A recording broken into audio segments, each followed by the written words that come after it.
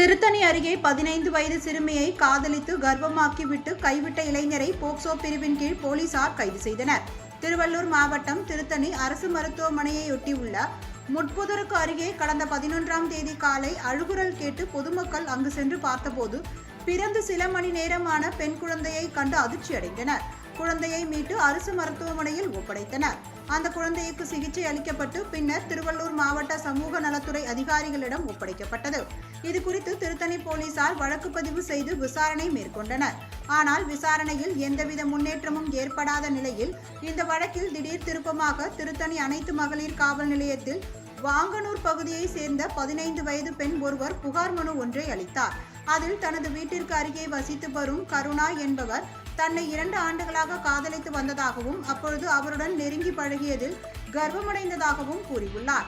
இதனால் கடந்த 11ஆம் தேதி தனக்கு அரசு மருத்துவமனை கழிவறையில் பெண் குழந்தை பிறந்தது எனவும் அதனை அருகில் உள்ள முள்செடி பகுதியில் போட்டுவிட்டு வீட்டுக்கு வந்துவிட்டதாகவும் கூறியுள்ளார்.